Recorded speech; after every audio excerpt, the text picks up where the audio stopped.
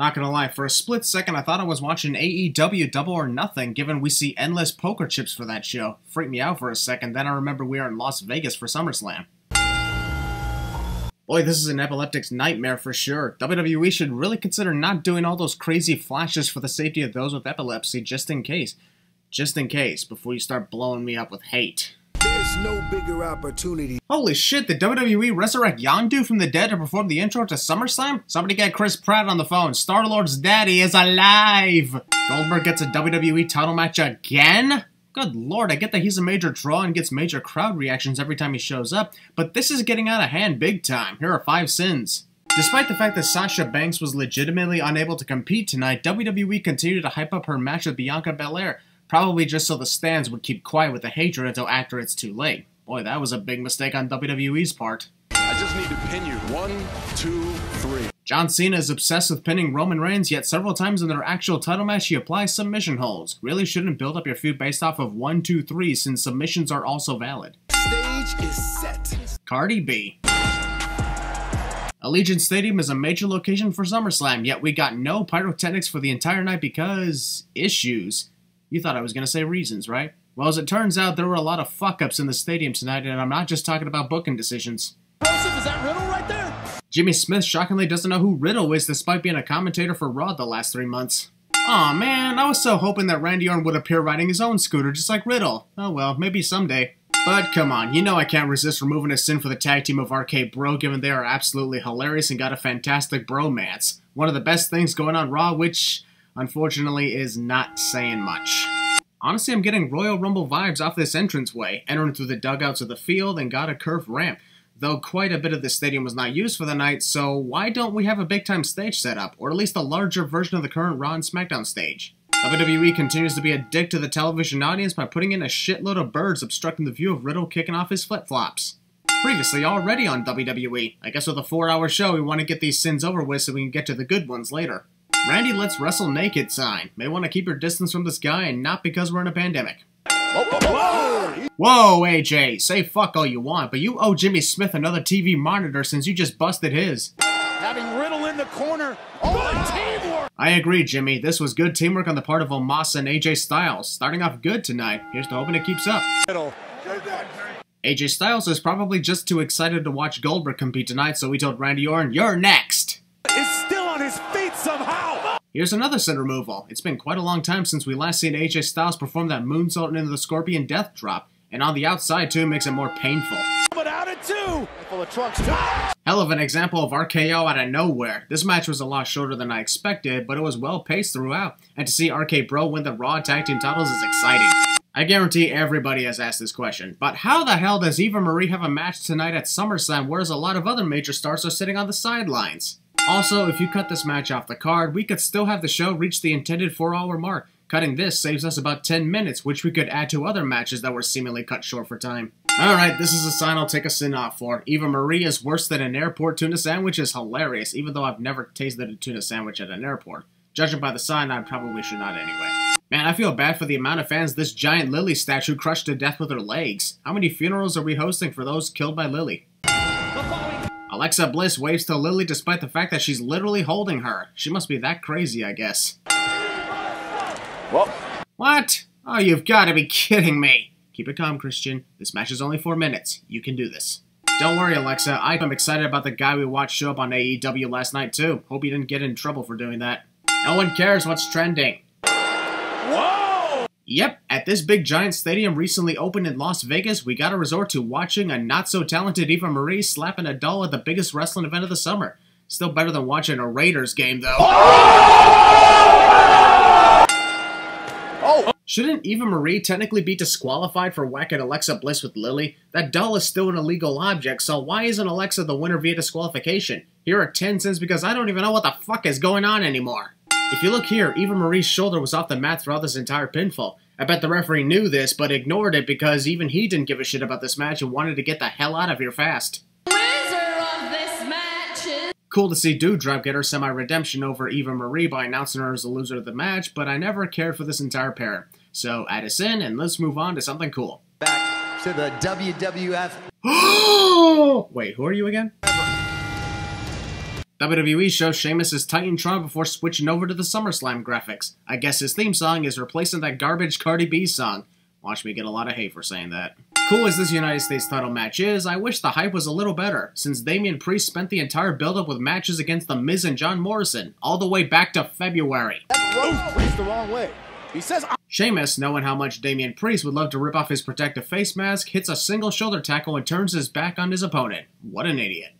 came up the hard way. Jesus, Damian has really got to work on that because he almost snapped his neck on the LED board with that flip. Saxton, you sound like you spent quite a lot of your high school career in a locker. Will you two stop arguing like a married couple and focus on the United States Championship match currently in progress, please? And also, that's not the first time Corey Graves made that reference to Byron Saxton. Meanwhile, on this far side of the stadium.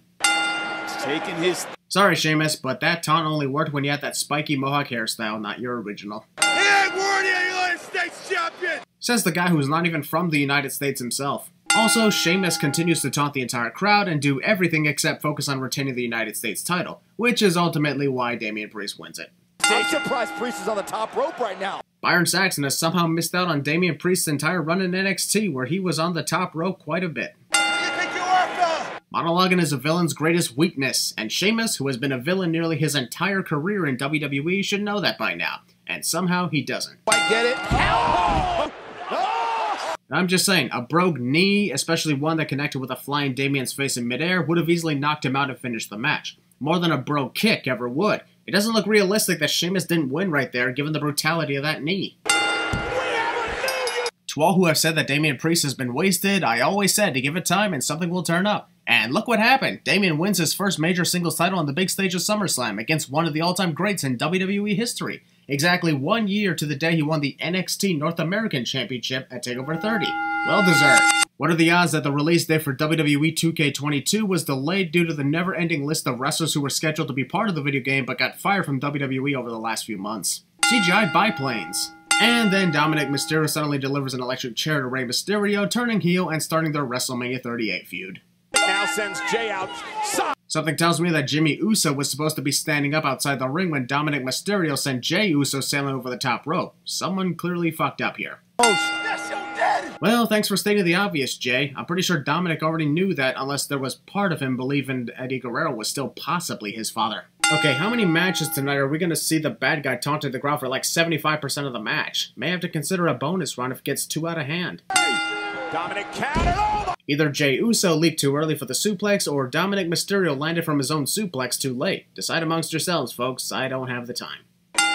Mysterio second rope. The last few minutes of this SmackDown Tag Team title match was full of great back and forth counters from both teams, and I give them major props for bringing in the excitement.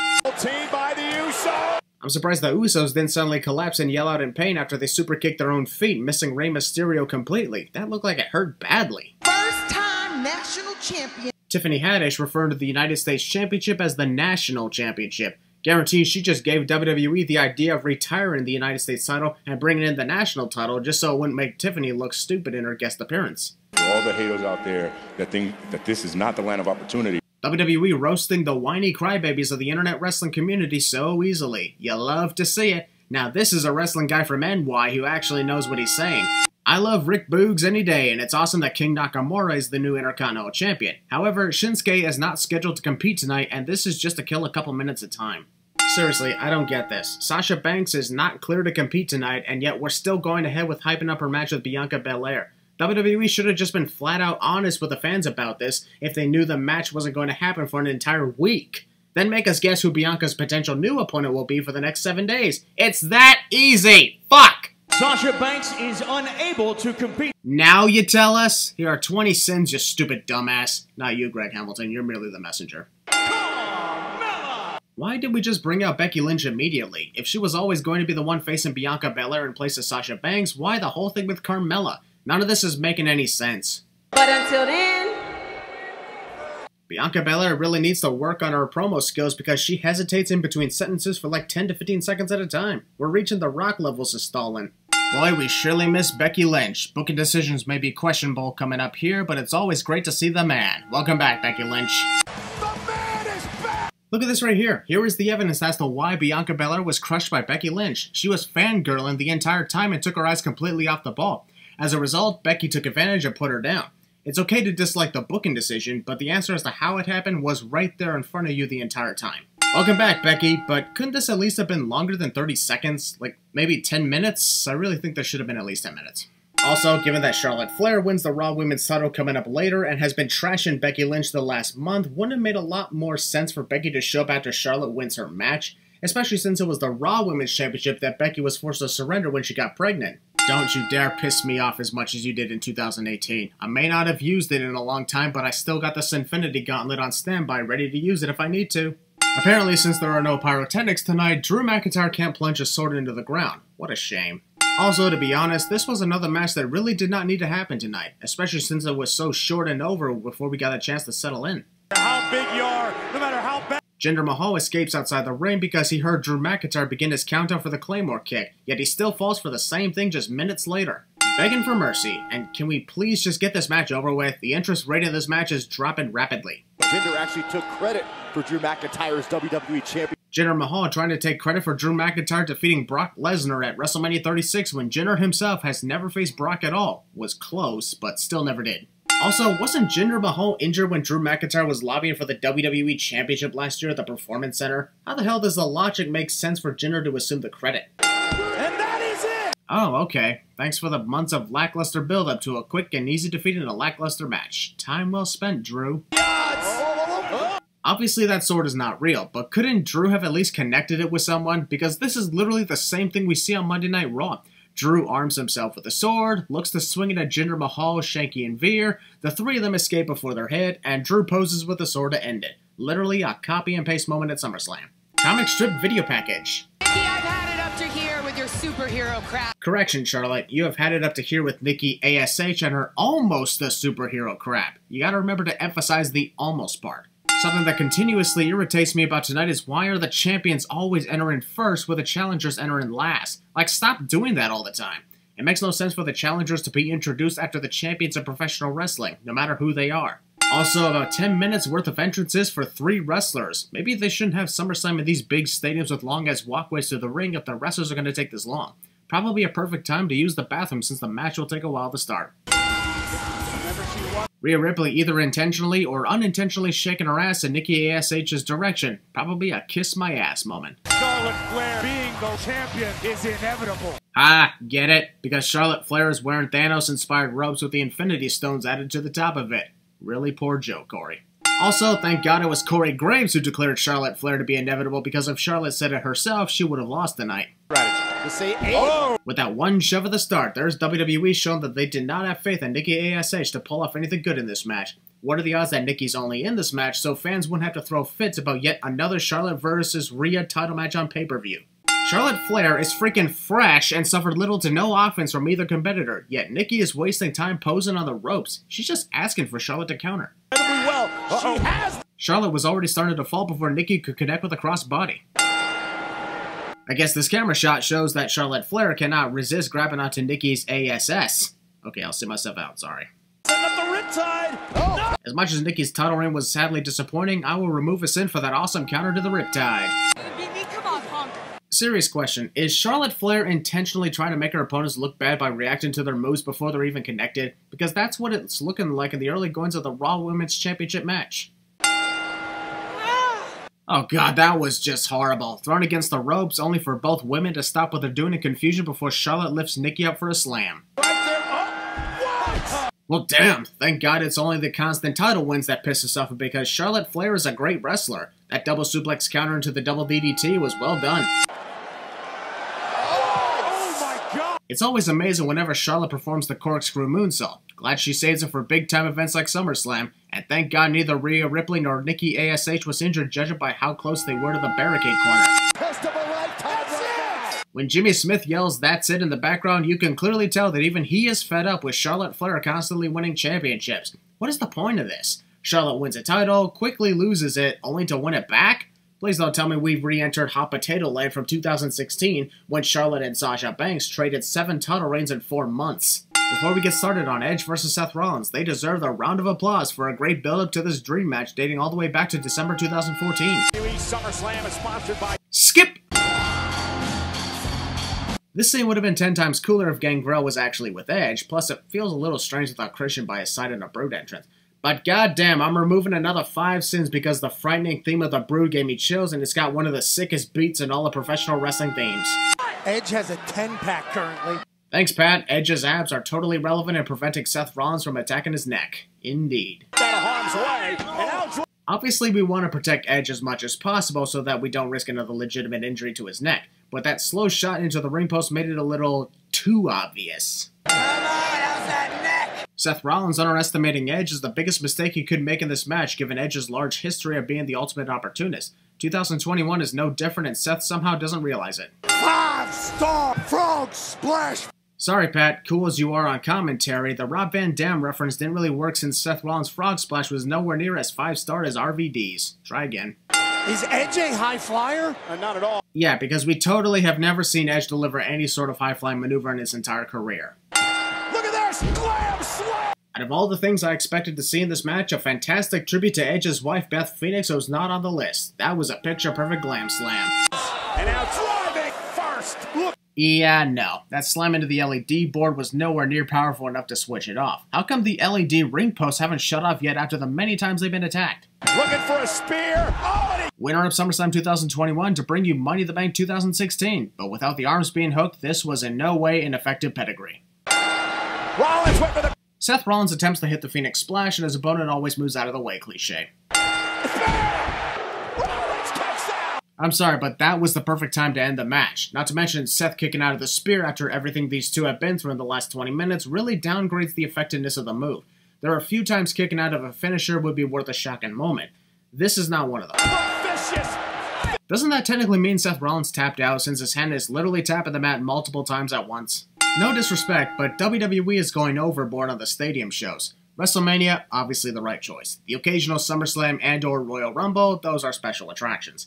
But now Money in the Bank too? What's next? Every pay-per-view on the calendar list is about to take place in a big stadium. 51,000! WWE announces that they have sold up to 44,000 tickets for SummerSlam at Allegiant Stadium. Also WWE, we have over 51,000 fans in attendance! Something doesn't sound right about this. The entire existence of the segment involving The Miz, John Morrison, and Xavier Woods. All this leads to is Xavier spraying Miz and Morrison with a giant water gun. How the hell do we have time for this, but some matches had to be either 5 minutes or 30 seconds? Here are 5 sins, let's just move forward. Next! What a fucking shame that this is all it takes for Goldberg to have a WWE Championship match at SummerSlam. Goldberg not... Even Gage Goldberg is not impressed with his father getting title match after title match, judging by his reaction here. More cases of a champion entering before the challenger. Not much of an almighty champion if the challenger enters last, even if said challenger is Bill Goldberg. Nearly a full minute of pain in the crowd before the security knocks on Goldberg's locker room door. Thankfully not as bad as Super Showdown in 2019 when it took almost 3 damn minutes before they cut to the locker room. The Herculean task. Boy, with no pyrotechnics, Goldberg's entrance just doesn't work at all. What's the deal with the no pyro thing? Versus the legend Goldberg. Let's be honest, we were all in shock that Goldberg is actually wrestling compared to beginning with a series of spears like usual. When is the last time we watched Goldberg lock up with one of his opponents? Only took WWE all the years before deciding to do this. Big manhandle. Oh. And I'll be honest, Goldberg impressed me there. Bobby Lashley looked to reverse the Irish whip into the corner, Goldberg saw it coming, and connected a clothesline. A counter to the counter. Bobby Lashley this time. Oh. Sorry, but I gotta add in 3 sins for Goldberg's delayed reaction to MVP hitting him in the leg with his walking stick. That was really bad. That's it. Referee has... I'm taking off another 5 sins because this really showcased how dominating and destructive Bobby Lashley has become. He crushed Goldberg to the point where Goldberg could no longer continue the match. Pinning or submitting Goldberg is one thing, but crushing him to the point of referee stoppage is something little to no one could pull off, making Bobby look insanely strong.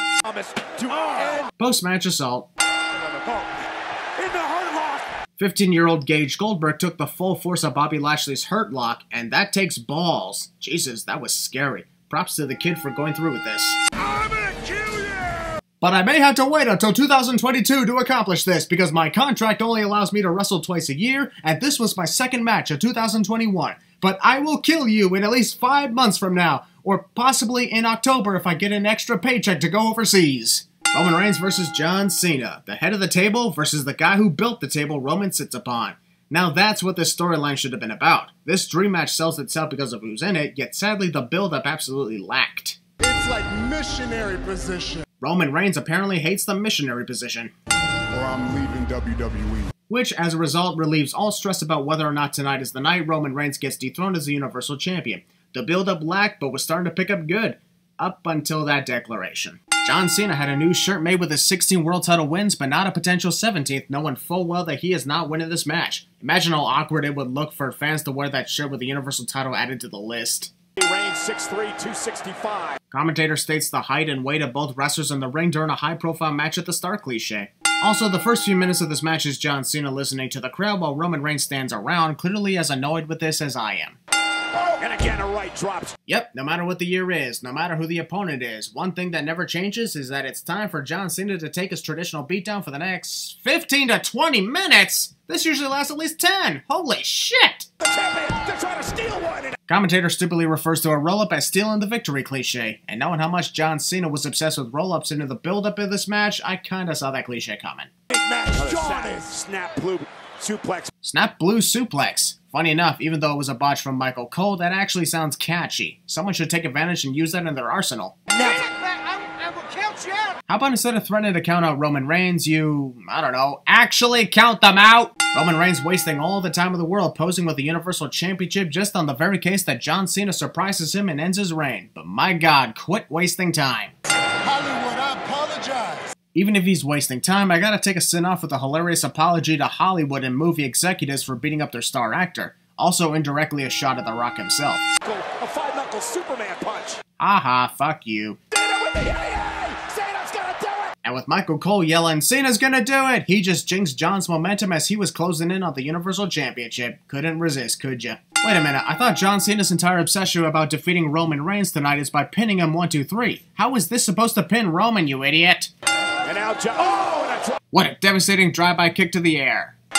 Cena. Oh. We interrupt SummerSlam 2021 to bring you SummerSlam 2008. A lot of flashbacks to kick-ass moments in history tonight. Thank God this didn't tear up John's neck. The movie executives would definitely be pissed off then. And Roman Reigns. Too many kickouts. Way too many kickouts from finishers. And this is looking like No Mercy 2017, when Roman Reigns kicked out of so many attitude adjustments, whereas John Cena fell to a single spear.